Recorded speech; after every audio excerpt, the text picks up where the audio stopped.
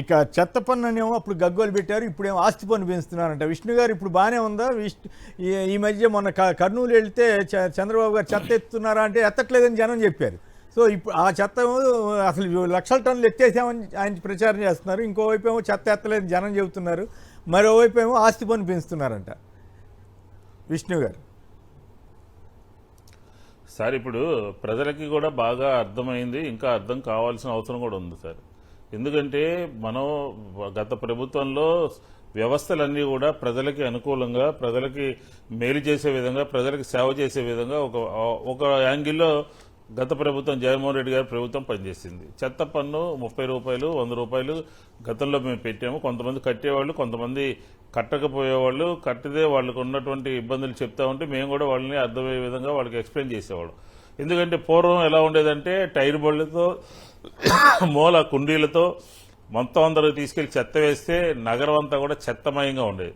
జగన్మోహన్ రెడ్డి గారి ఆలోచన విధానం ద్వారా ఒక ఇంటింటికి చెత్త కలెక్షన్ కానీ, గార్బేజ్ కలెక్షన్ కానీ, లేకపోతే తడి చెత్త పొడి చెత్త కానీ దాన్ని తీసుకెళ్ళటం కానీ, ఇంటికి వచ్చి ఇంటి ముందు విజిలేయటం కానీ, డబ్బులు కట్టినా కట్టపోయినా కూడా పని చేయటం కానీ ఇవన్నీ కూడా ఉండేవి. కానీ ఈ చంద్రబాబు నాయుడు గారు పదే పదే చెత్త ప్రభుత్వం, చెత్త మీద పన్నేసింది, అది ఇదే అని రకరకాలుగా మాట్లాడి వచ్చిన 3-4 నెలల తర్వాత దాన్ని రద్దు చేస్తానని చెప్పని ఈ స్వచ్ఛ భారత్కి వెళ్తున్న సందర్భంలో మాట్లాడుతున్నాడు. ఆయన నిన్న చెత్త గురించి చెప్తే ప్రజలు, అలాగే మొన్న ఒక అంతకేదో కందుకూరు ఎక్కడో ఒక చోటుకు పోతే అక్కడ విద్యార్థులు ఈ చెత్త తీయట్లేదని చెప్పారు.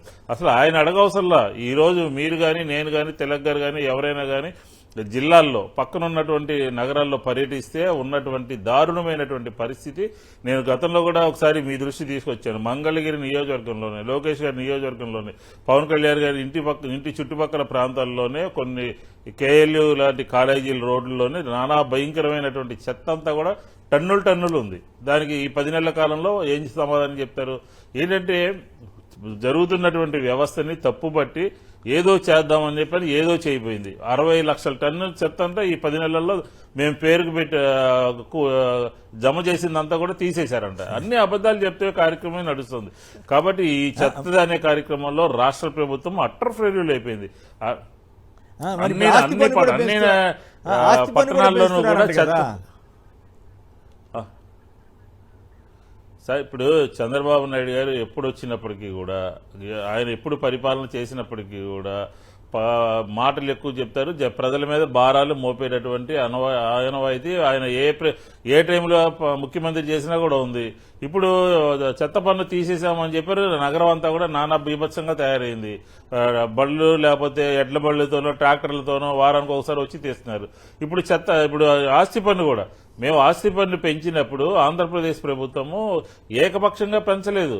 ఒక అధికారులతో, మంత్రులతో ఒక టీం వేసి చుట్టుపక్కల ఉన్నటువంటి రాష్ట్రాలు గుజరాత్ కానీ, కర్ణాటక కానీ, తమిళనాడు కానీ, లేకపోతే మహారాష్ట్ర కానీ, లేకపోతే తెలంగాణ కానీ అన్ని చోట్ల పోయి అన్ని చోట్ల కూడా ఒక సమగ్రమైనటువంటి ఇది తయారు చేసి దాని మీద ఆస్తి పన్ను తీసుకురావడం జరిగింది.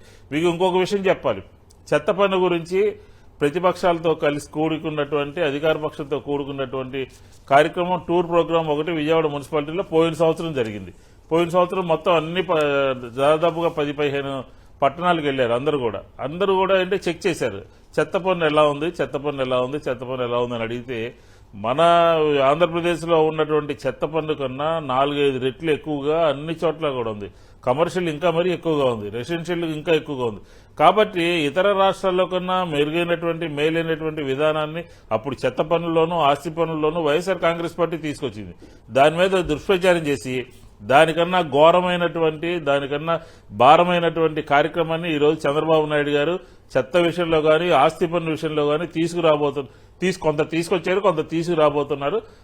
విజ్ఞులైనటువంటి ఆంధ్రప్రదేశ్ ప్రజలందరూ కూడా బేరీ చేసుకోవాలి. ఆ రోజు ఏం జరిగింది, ఈ రోజు ఏం జరుగుతుంది. ఆ రోజు మాటలు తక్కువ, ఈ రోజు మాటలు ఎక్కువ, ఆ రోజు పని ఎక్కువ, ఈ రోజు పని తక్కువ అనేది ఆంధ్రప్రదేశ్ ప్రజల ముందు ఖచ్చితంగా కనబడుతున్నటువంటి అంశం. కాబట్టి ఈ చెత్త పన్ను మీద, అది ఆస్తి పన్ను తీసుకురావడం దాని మీద వైఎస్ఆర్ కాంగ్రెస్ పార్టీ పూర్తిగా వ్యతిరేకిస్తుందని చెప్తా ఉన్నాను. రైట్. అంటే 20% బాధలు అంటావు. 50 రూపాయల నుంచి 100, నిజానికి అది పన్ను అని వాళ్ళు అన్నారు, మీరు అంటున్నారు, అందరూ అంటున్నారు, కానీ యాక్చువల్గా అది మెయింటెనెన్స్ ఛార్జీ. అంటే ఆ చెత్త ఎత్తేసినందుకు ఇచ్చేటువంటి డబ్బులు, అది మెయింటెనెన్స్ ఛార్జ్, అది పన్ను కాదు. పన్ను అంటే ప్రభుత్వానికి వెళ్ళే వ్యవహారం కదా.